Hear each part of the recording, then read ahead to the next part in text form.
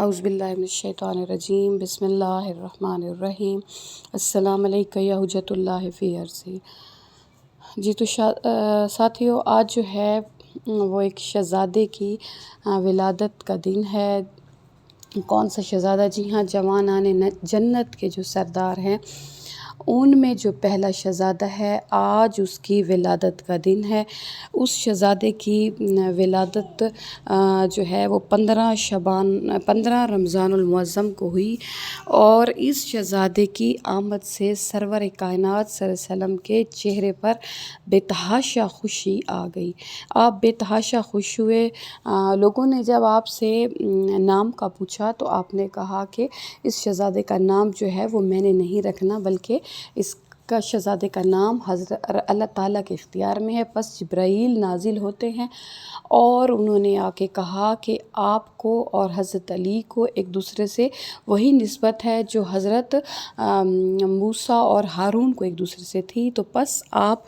حضرت ہارون کے پہلے بیٹے شبر، جس کو عربی میں حسن کہیں گے، آپ ان کا نام جو ہے وہ شبر رکھیں۔ بس رسول اللہ صلی اللہ علیہ وسلم نے آپ کا نام جو ہے وہ حسن رکھ دیا۔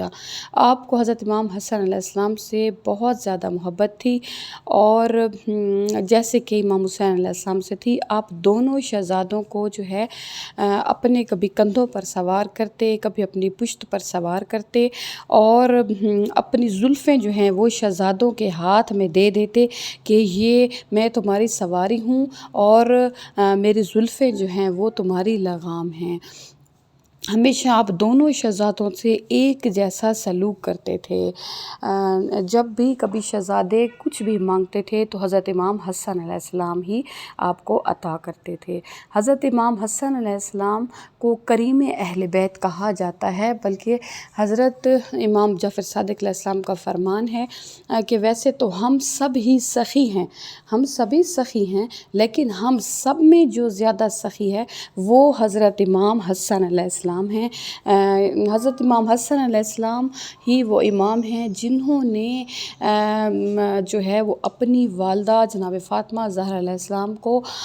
جو ہے وہ تماچے کھاتے ہوئے اور در اور دیوار کے درمیان دیکھا تھا، اور یہ نقشہ جو ہے وہ کریم اہل بیت امام حسن علیہ السلام کے آنکھوں میں ساری زندگی نقش رہا۔ جب بھی آپ کبھی گلیوں، مدینہ کی گلیوں میں سے گزرتے اور وہ لوگ آپ کے سامنے آ جاتے تو آپ رخ دوسری طرف موڑ لیتے اور آپ کی آنکھوں سے آنسو جاری ہو جاتے تھے۔ حضرت امام حسن علیہ السلام حضرت امیر المومنین علیہ السلام کی شہادت کے بعد جو ہے آپ خلیفہ بنے، لیکن آپ کی خلافت کی مدت جو ہے وہ صرف 6 ماہ تک رہی۔ 6 ماہ کے اس عرصے میں حضرت امام حسن علیہ السلام کے لیے حالات اتنے تنگ کر دیے گئے کہ آپ اپنی خلافت کو مزید جاری نہیں رکھ سکتے تھے، کیونکہ آپ کا مخالف جو تھا وہ معاویہ ابن ابی سفیان تھا۔ تو آپ نے جو ہے وہ جنگ کرنا نہیں چاہتے تھے، کیونکہ رسول اللہ صلی اللہ علیہ وسلم نے یہی فرمایا تھا کہ میرے بعد جو ہے وہ جنگ کی کوشش نہ کرنا۔ آپ کے سامنے جو تھے وہ 5 قسم کے افراد تھے۔ ایک تھے یعنی اس وقت جو کوفے کی حالت تھی وہاں پر 5 قسم کے افراد تھے۔ ایسے افراد، نمبر 1، جن کے پاس بڑا جاہ و اقتدار تھا اور وہ خفیہ طریقوں سے سازشیں کیا کرتے تھے۔ دوسرے کون تھے؟ دوسرے ایسے لوگ تھے جو کہ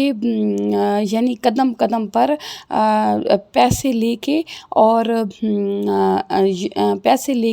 اور فوجیں جمع کیا کرتے تھے۔ تیسرے یہ لوگ تھے جن کو نیکی سمجھنے کی کوئی غرض نہیں تھی، بس ان کے لیے ارد گرد کے لوگوں کی باتیں سن کر امام حسن علیہ السلام کی جو جان ہے ان کے لیے وبال بنی ہوئی تھی۔ اور اس کے بعد ایک جو چوتھی قسم کے لوگ تھے، یہ کوفہ کے ہتھیار بند لوگ تھے، جن کی تعداد جو ہے وہ 20,000 بتائی جاتی ہے، اور یہ ایسے لوگ تھے جنہوں نے محبان اہل بیت پر مظالم ڈھائے تھے۔ اور پھر ان کو جو ہے کوفہ کی پولیس میں بھی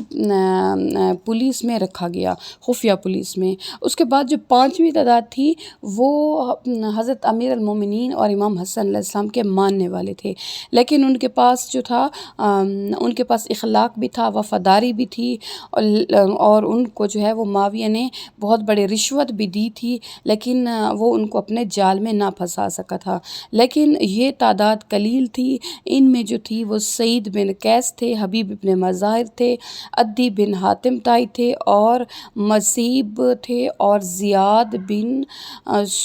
سامہ وغیرہ تھے۔ اب جب معاویہ کو حضرت امیر المومنین کی شہادت کی خبر ملتی ہے تو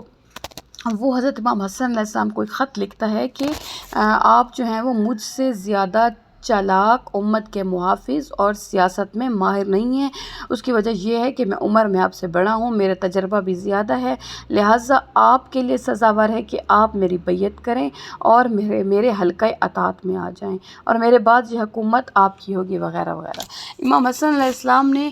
جو ہے وہ ان دھمکیوں کی پرواہ نہ کی، بلکہ آپ نے اس کے خط کا جواب دیا جس میں آپ نے لکھا کہ تم اپنے موقف پر مضبوطی سے ڈٹے رہو، لیکن جو ہے میں کسی صورت بھی تمہاری بیعت نہیں کروں گا۔ بس اب اس نے کیا کیا، معاویہ نے جو ہے وہ جاسوسوں کو بھیجنا شروع کر دیا تاکہ جو ہے امام حسن علیہ السلام کو شہید کر دیں۔ ان جاسوسوں نے امام علیہ السلام کے پیچھے پھرنا شروع کر دیا، اور آپ کے لیے جو ہے وہ قلعہ زندگی تنگ ہوتا گیا، حالانکہ جہاں تک آ گئی کہ آپ علیہ السلام جو ہے وہ سارا دن زرہ پہن کے رکھتے، اور اس کے اوپر جو ہے وہ آپ لباس زیب تن کرتے تھے تاکہ جو ہے وہ اچانک کوئی آپ کو شہید نہ کر لے۔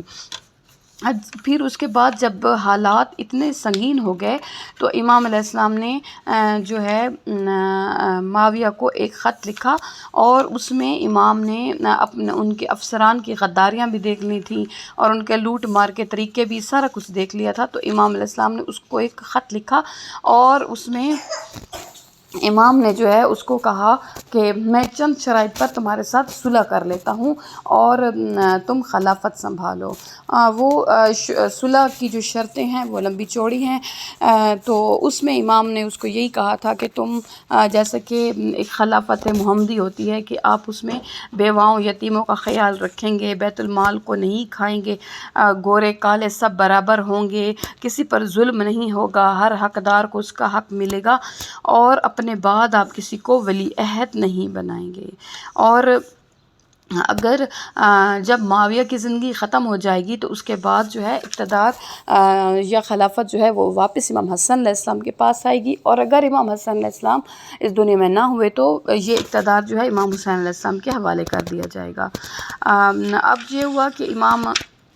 حضرت امام حسن علیہ السلام جو ہے وہ انہوں نے لمبا چوڑا لوگوں کو خطبہ دیا، اور پھر آپ نے واپسی مدینہ کا سفر شروع کر دیا، کوفہ سے مدینہ کا سفر شروع کر دیا۔ امام حسن علیہ السلام چند روز جو ہے وہ کوفہ میں مقیم رہے، اس کے بعد اپنے اہل و عیال کے ساتھ مدینہ واپس آئے، اور کوفے والے جو ہے وہ اپنی بد نصیبیوں اور نیک بختیوں کا جس سے خود اپنے ہاتھوں میں ملایا تھا ماتم کرنے لگے، کیونکہ جوں ہی امام نے جو ہے وہ خلافت چھوڑی تو جو ان کے کام تھے معاویہ کے انہوں نے وہ کرنے شروع کر دیے۔ تو پس امام علیہ السلام کوفہ سے رخصت ہوئے، جو ہی آپ کوفہ سے رخصت ہوئے تو جو ہے ہر جگہ طاعون کی بیماری پھیل گئی، ہر جگہ طاعون کی بیماری پھیل گئی، اور بڑی جو آبادی ہے وہ اس کی نظر ہو گئی۔ امام آگے منزلیں بڑھاتے رہے، یہاں تک کہ امام جو ہے وہ مدینہ پہنچے، اور 10 سال تک آپ وہاں زندہ رہے، لیکن اس عرصے میں آپ کی زیارت جو ہے وہ بیوائیں، یتیموں اور فقراء جو ہیں وہ آپ کی فیض کا مسکن بنے رہے، اور مدینہ کے علماء اور اکابر صحابہ وغیرہ علوم معرف کی تربیت حاصل کرتے رہے۔ تو پس امام حسن علیہ السلام کو اسی لیے کریم اہل بیت کہا جاتا ہے کہ آپ نے اپنی زندگی کے جو آخری 10 سال ہیں وہ یتیموں اور غریبوں کی مدد میں گزار دیے۔ اللہ تعالی ہم سب کا ناصر ہو، اور ہمیں امام حسن علیہ السلام کے موقف کو سمجھنے کی میں ہماری ہیلپ کرے۔